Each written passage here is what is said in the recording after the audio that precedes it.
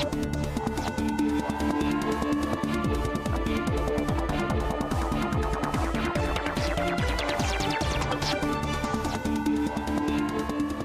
to the Economy Magazine. I'm Binyamin Tjong-Alvares with the top report coming up. As countries gear up for the World Climate Conference, actual change remains ambitious.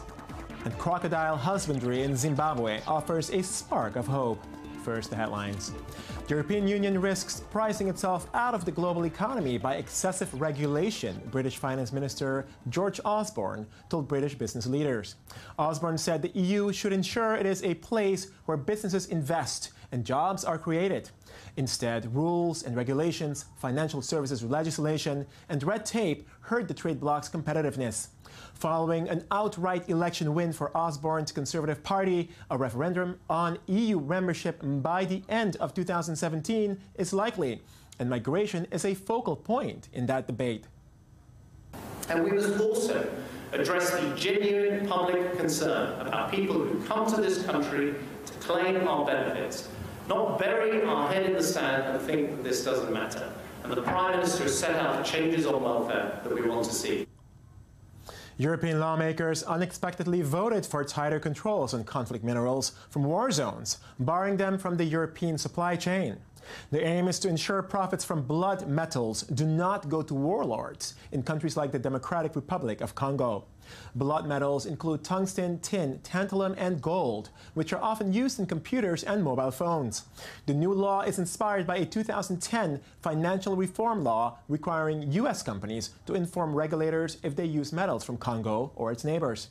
But some say the law is a failure, as U.S. companies now avoid business with sub-Saharan Africa, which translates into fewer legal jobs, a surge in smuggling, and no taxes paid. We stay in mining, but move to Tunisia, where miners went on a general strike on Wednesday, demanding jobs and development of the phosphate-rich region. Nearly 1 in 3 workers are unemployed in parts of southern and central Tunisia, twice the national average of 15%, government data showed. Economic growth slowed to 1.7% year-on-year in the first quarter as industrial activity tumbled by 3.7%. Tunisia is under pressure from international lenders to reduce public spending, including subsidies on basic foods and fuel, and to cut the deficit to help economic growth.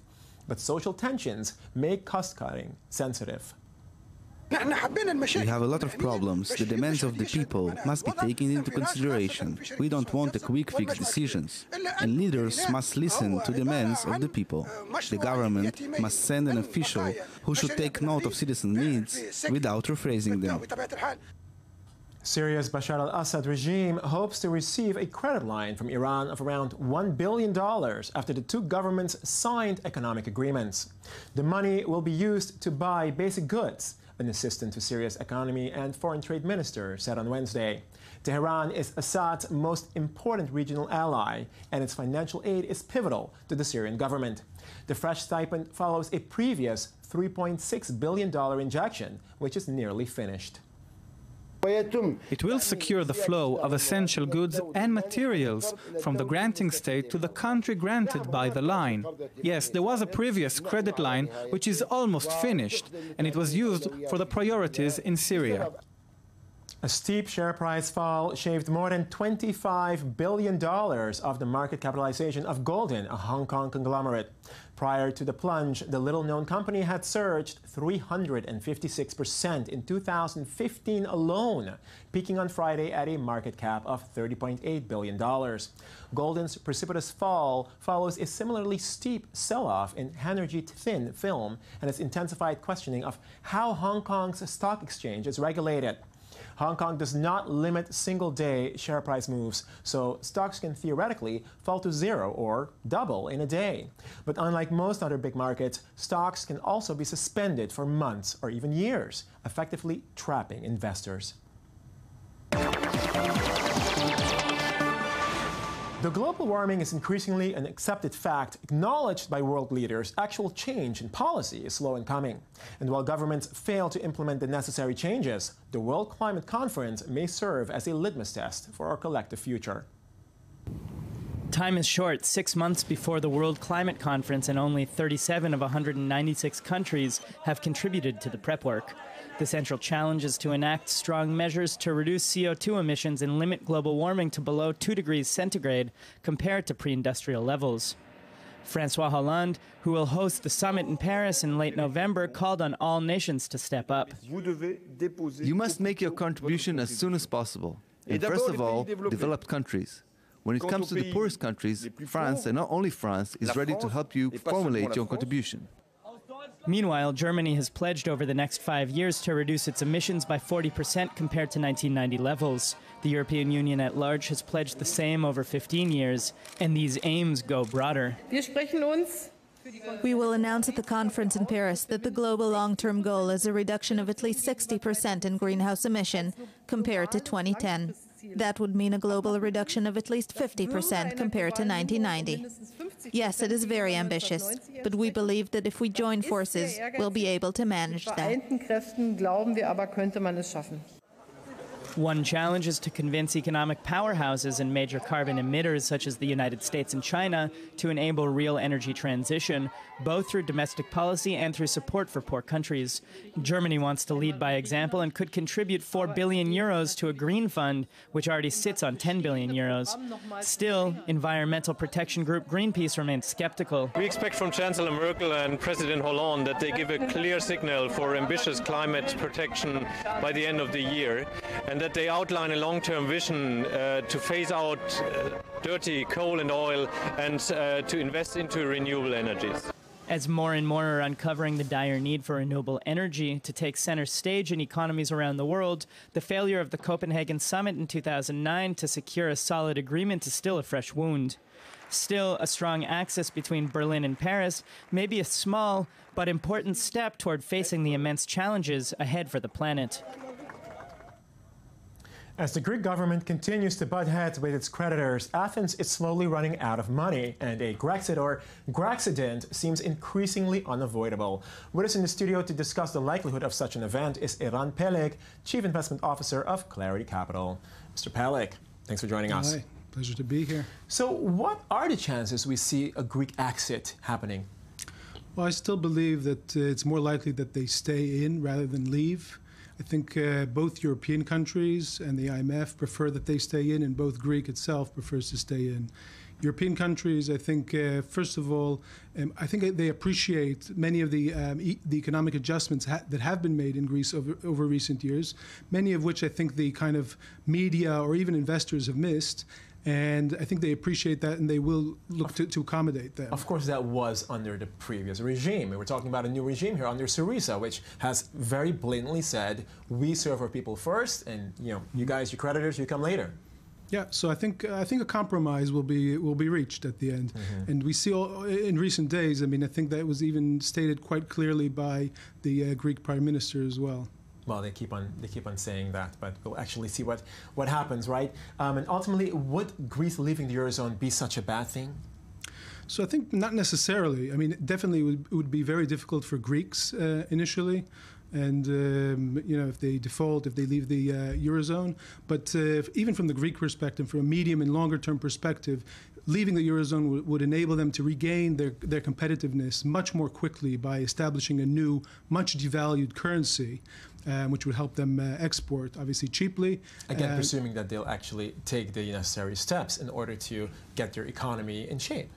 Yeah, but I mean, to some extent, being out of the Eurozone will make them, give them more flexibility in some respects to make adjustments and, gain competitiveness quickly.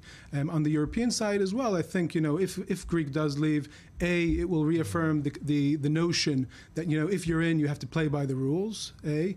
And B, I mean, obviously, Greece has been kind of an uncertainty factor hanging over the Eurozone for a couple of years now. If that is removed, that can also have a positive impact on the rest of the Eurozone, perhaps. Now, regardless of the economic perspective, I mean, it would be a shock to financial markets, wouldn't it? So I don't think so at this point. I mean, it's expected. It's sort of priced into the market. Well, this is the thing. I mean, exactly. I mean, we see that, for example, recent polls amongst investors have shown that people now expect, or at least the possibility of a Greek exit with much higher probability than before. We see it when looking at asset prices. You know, the Greek government bond, 10-year government bond, is trading at 11, 12% yield, as opposed to Italy and Spain, which trade at 1.5, 2%. So clearly, the market is differentiating between and saying there is a clear possibility that this will happen. So if it will happen, it won't be such a shock. Usually the risks that have a potential for us to impact markets significantly are the ones which are not foreseen, not the ones that everyone is aware of already. Where, for example, there could be a contagion maybe happening to other countries, but that's for another time. Aaron Pelek, Chief Investment Officer of Clarity Capital, thanks for joining us. Thank you. With about 89% unemployment in Zimbabwe's economy, it is struggling, and it is no surprise up to 3 million Zimbabweans have fled to South Africa. But crocodile farming, which employs 1,100 people, offers a spark of hope through the sale of meat, shoes, bags, and belts. In Zimbabwe, a different kind of agriculture is bringing in millions to the economy: crocodile farming. In this farm near Victoria Falls, they are reared for their meat, 130 tons of which was exported last year alone. In total, the Crocodile Nature Sanctuary made over $500,000 of profits in 2014 from the sale of meat, skin products, and tourism. It's $200 from crocodile belly. And on the bags, the expensive one, it's $1,475. Okay, and the least we can say the cheapest one is around $200 and something. In the last year, over 43,000 crocodile skins were sold, mostly to the European market, but increasingly in Asia and Australia as well. Other leather products that can be made from crocodile hide include shoes and bags. The industry currently employs 1,100 people, with at least 100,000 crocodiles bred every year. Though the Crocodile Farmers Association of Zimbabwe says the seasonal nature of the animals' breeding patterns makes it very difficult to ensure a steady income throughout the year.